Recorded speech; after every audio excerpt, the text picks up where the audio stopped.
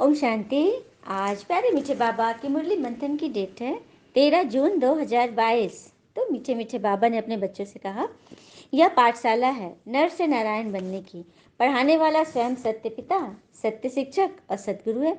तुम्हें इसी नशे में पक्का रहना है। तो भगवान कह रहे कि यह वो पाठशाला है जहाँ तुम नर से नारायण और नारी से श्री लक्ष्मी बनते हो, और पढ़ाने वाला तुम्हें स्वयं सत्य भगवान, सत्य शिक्षक और सत्य गुरु है। तो इसी निश्चय में पक्का रहना है। प्रश्न, तुम बच्चों को किस बात का जरा भी फिक्र नहीं होना चाहिए? क्यों? उत्तर, अगर कोई चलते फिरते हार्ट फेल हो जाए, शरीर छोड़ देता है, तुम्हें फिक्र नहीं करना चाहिए, क्योंकि तुम जानते हो हर एक की अपनी अपनी एक्ट है। तुम्हें खुश होना चाहिए कि आत्मा ज्ञान और योग के संस्कार लेकर गई तो और ही भारत को अच्छी सेवा करेगी। भारत की अच्छी सेवा होगी। फिक्र की बात नहीं, ये तो ड्रामा की भावी है। कुछ भी हो जाए, बाबा तो कहते हैं प्राण जाए पर खुशी न जाए। हाँ, किसी बात की फिक्र नहीं करनी। गीत है, तुम ही हो माता पिता, तुम ही हो बंधु सखा, तुम ही हो। जो खिल सकेंगे वो फूल हम हैं, तुम्हारे नैनों के नूर हम हैं। कृपा की दृष्टि सदा ही रखना, हमें भी अपने जैसा बनाना। तुम ही हो माता पिता, तुम ही हो बंधु सखा, तुम ही हो। ओम शांति। बाबा बच्चों को समझाते हैं, बच्चे जानते हैं, बाबा भी बच्चे कहे बुलाते हैं। और यह बाप दादा दोनों कंबाइंड है। पहले बाप दादा फिर बच्चे हैं। ये नई रचना हुई ना, और बाप राजयोग भी सिखला रहे हैं। हूबहू 5000 वर्ष पहले मुआफिक फिर से हमको राजयोग सिखला रहे हैं भक्ति मार्ग में। फिर उनकी किताब बनाए, उनको गीता कह दिया, परंतु इस समय तो गीता की कोई बात ही नहीं है। ये पीछे सास बनाए, उसको कह दिया श्रीमद् भगवद गीता। सह राजयोग की पुस्तक। भक्ति मार्ग में पुस्तकें पढ़ने से फायदा नहीं होगा। ऐसे ही सिर्फ शिव को याद करने से कोई वर्षा नहीं मिलता। वर्षा सिर्फ अभी संगम पर ही मिल सकता है। बाबा है ही बेहद का वर्षा देने वाले, और वर्षा भी देंगे संगम पर। बाबा राजयोग सिखलाते हैं। दूसरे भी जो सन्यासी आदि सिखलाते हैं, उन्हें सिखलाने और इसमें रात दिन का फर्क है। उनकी बुद्धि में गीता रहती है और समझते हैं कृष्ण ने गीता सुनाई, व्यास ने लिखी, परंतु गीता तो न कृष्ण ने सुनाई न व्यास ने। न कृष्ण का रूप हो सकता है। बाबा सब बातें क्लियर कर समझाते हैं। कहते हैं अभी जज करो, उनका नाम भी वाला है। सत्य बताने वाला ही नर से नारायण बना सकते हैं। तुम बच्चे जानते हो, हम नर से नारायण बनने के लिए यह पाठशाला व इस रुद्र ज्ञान यज्ञ में बैठे हैं। शिव बाबा अक्षर अच्छा लगता है, बराबर बाबा और दादा जरूर है। इस निश्चय में तुम आए हो। बाबा ब्रह्मा द्वारा सभी वेद शास्त्रों का सार समझाते और समझा रहे कि हम तुमको त्रिकालदर्शी बना रहे। ऐसे नहीं कि तुम त्रिलोकीनाथ बनते हो, नहीं, तुम नाथ तो बनते हो सिर्फ एक शिवपुरी के। उनको लोक नहीं कहेंगे। लोक मनुष्य सृष्टि को कहा जाता है। मनुष्य लोक, चैतन्य लोक वह निराकारी लोक। तुमको सिर्फ त्रिलोकी की नॉलेज सुनाते हैं, त्रिलोकी का नाथ नहीं बनाते। बाबा कहते हैं मैं तो त्रिलोकी का नॉलेज देता हूँ, त्रिलोकी नाथ नहीं। तीनों लोगों का ज्ञान मिला, इसे त्रिकालदर्शी कहते हो। लक्ष्मी नारायण को भी त्रिलोकीनाथ नहीं कहेंगे, विष्णु को भी नहीं कहेंगे। उनको तो तीनों लोगों का ज्ञान ही नहीं है। जब तीनों लोग पूरा हो जाए आदि मध्य तभी तो ज्ञान होगा ना। लक्ष्मी नारायण जो बचपन में राधे कृष्ण है, उनको त्रिलोकी का ज्ञान नहीं है। तुमको त्रिकालदर्शी बनना है, नॉलेज लेना है। बाकी कृष्ण के लिए कहते हैं त्रिलोकीनाथ था, परंतु नहीं, तीनों लोगों का नाथ तो उनको कहेंगे जो राज्य करे। यह तो सिर्फ बैकुंठ नाथ बनते हैं। सतयुग को बैकुंठ कहा जाता है, त्रेता को बैकुंठ नहीं कहेंगे। इस लोक के भी हम नाथ नहीं बन सकते। बाबा भी सिर्फ ब्रह्म महतत्व का नाथ है। ब्रह्मांड जिसमें महात्मा अंडे मिसल रहते हैं, उनका ही मालिक है। भगवान यहाँ पे बता रहे हैं कि मैं ब्रह्मांड का मालिक हूँ, बाकी तीनों लोगों के मालिक तुम बनते हो, तुम बच्चे। फिर बाबा कह रहे बाकी ये जो ज्ञान है, ये तुम बच्चों को सब समझ में आ रहा है। मुख्य बात है ही, इससे तुम ज्ञान संघ बजाते हो, नॉलेज पढ़ रहे हो। जैसे बड़ी यूनिवर्सिटी में नॉलेज पढ़ते हैं ना, यह तो पतित पावन गॉड फादरली यूनिवर्सिटी है। कितनी बड़ी यूनिवर्सिटी के तुम स्टूडेंट हो। साथ साथ तुम यह भी जानते हो कि हमारा बाबा है, जो पिता भी है, टीचर भी और सदगुरु भी है, सब कुछ है। यह माता पिता हर हालत में सुख देने वाले, इसलिए कहते हैं तुम माता पिता। यह है सैक्रीन, बहुत मीठा है, देवताओं जैसे मीठे कभी कोई हो न सके। बच्चे जानते हैं भारत बहुत सुखी एवं हेल्दी वेल्दी था, बिल्कुल पवित्र था। कहा ही जाता है वाइसलेस भारत। अभी तो नहीं कहेंगे, अभी तो विश्वस्पतित कहेंगे। बाबा कितना सहज कर समझाते हैं ना। बाबा और वर्षे को जान जाते, बाबा कितना मीठा बनाते हैं। तुम भी फील करते हो कि हमको श्रीमत पर पढ़ना और पढ़ाना है, यही धंधा है। बाकी कर्म भोग तो जन्म जन्मांतर का बहुत है ना। समझो कोई बीमार पड़ते हैं, कल हार्ट फेल हो जाता है तो समझा जाता है भाभी ड्रामा की, उनको शायद और पार्ट बजाना होगा, इसलिए दुख की तो बात ही नहीं रहती। ड्रामा अटल है, उनको दूसरा पार्ट बजाना है। फिक्र की क्या बात है, और ही भारत की अच्छी सेवा करेंगे, क्योंकि संस्कार ही ऐसे ले जाते हैं। कोई के कल्याण है तो खुश होना चाहिए ना। समझाते रहते अम्मा मरे तो भी हलवा खाना। कहने की बात है कि चिंता नहीं करना, शुभ भावना का हलवा खाना, हाँ, मुक्ति मिले।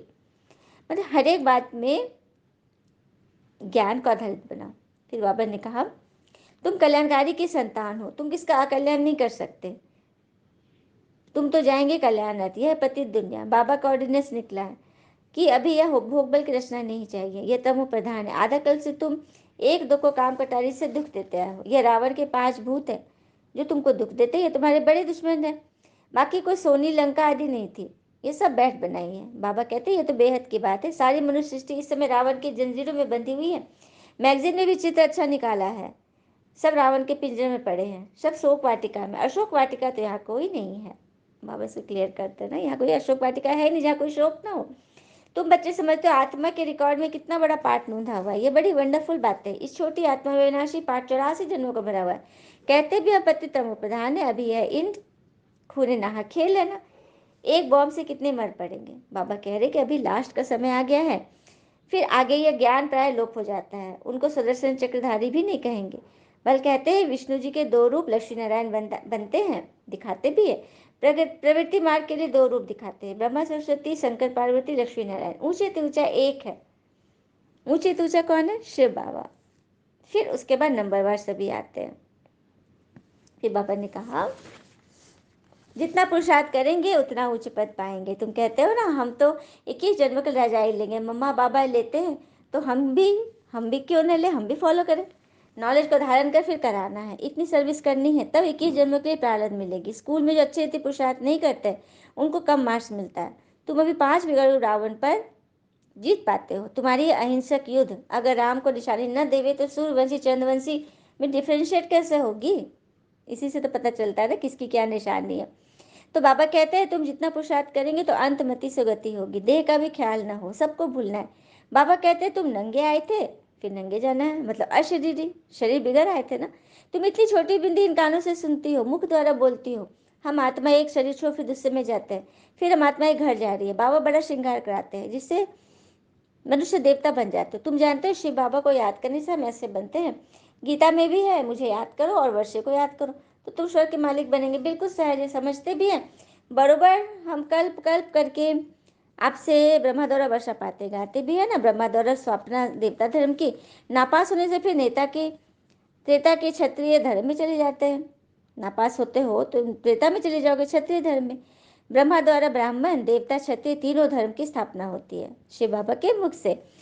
और सतयुग में और कोई धर्म होते नहीं, वो सब बाद में आते हैं, उनसे हमारा कोई कनेक्शन नहीं। भारतवासी भूल गए हैं कि हम आदि सनातन देवी देवता धर्म के हैं।